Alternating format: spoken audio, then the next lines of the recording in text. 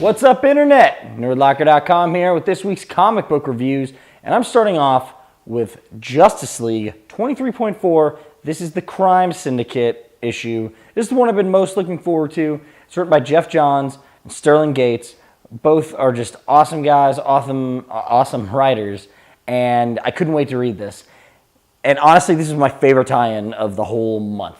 We get to see Alfred Pennyworth, or the Outsider of Earth 3, and just tell the story of Owlman, or Thomas Wayne.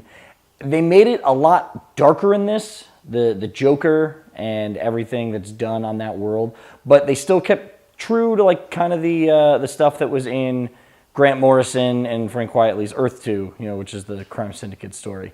So I like how they respected the history of the characters and added their own and made it just darker and grittier. I haven't been a fan of everything in the New 52, but I like that. I like the idea of the Crime Syndicate, and I like making them darker and just more evil than before. This was a great issue. I can't say enough.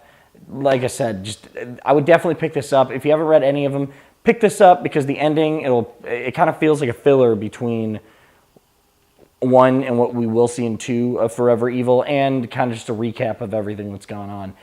I can't say enough good things. This is 5 out of 5 Nerd Skulls. Very well done. All right, guys, so I got to read Star Wars Legacy number 7. And I am really, really, really stoked on this entire series.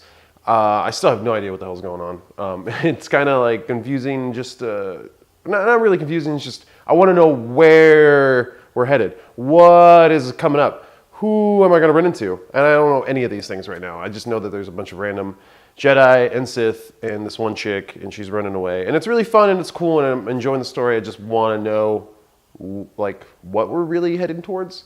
So with this issue, there wasn't too much craziness going on. They do some insane things, and there's some cool space getaways and whatnot, and executions that are foiled to no avail, which is really cool and messed up. But anyways, it's a great story, and I'm excited to see where this goes, like I said already, but I just don't know where that is, and I don't know how excited 2 gets.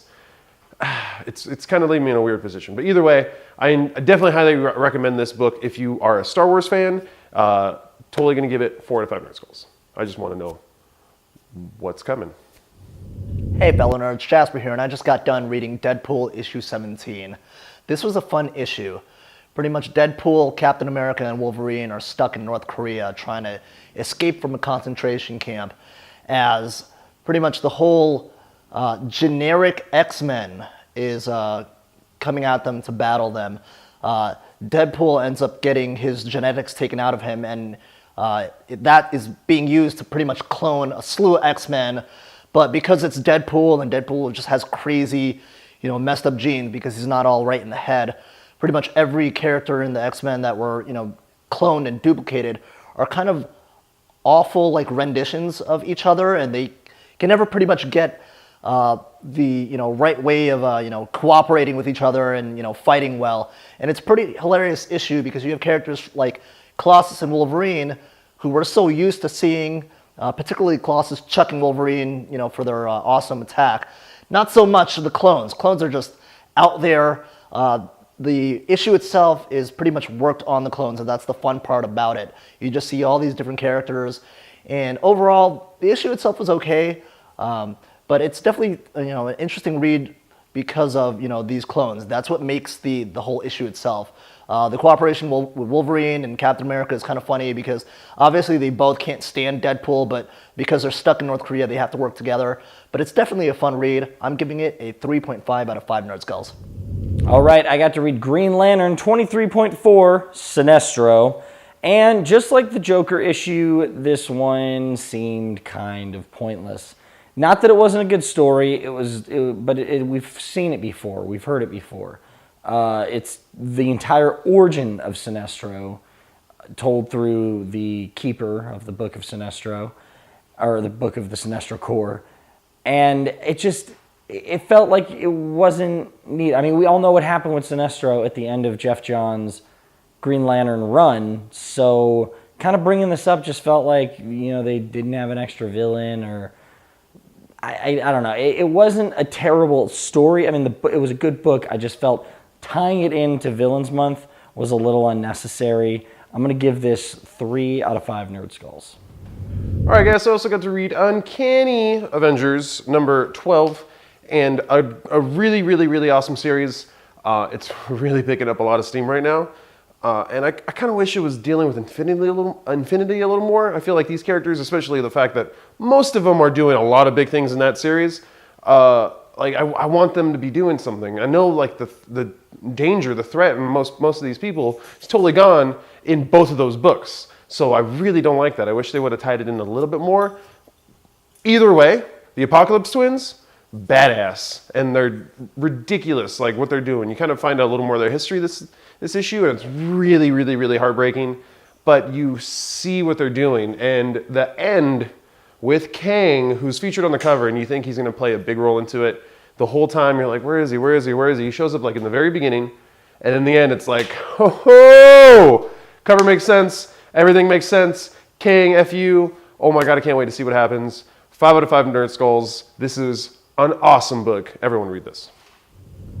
Hey fellow nerds, Jasper here once again, and I just got done reading Batman Superman issue 3.1, or in the Villain series, Doomsday issue 1. This was a great issue. This was a retelling from Superman's mom, from her point of view, as Doomsday is pretty much destroying everything in sight. They were remembering, the day when Doomsday pretty much wiped out, a ton of people, and Laura pretty much explains the whole story. And as you're going along through it, you find out that, one of the people that's listening into the story is a young Kara, or as we all know, Supergirl.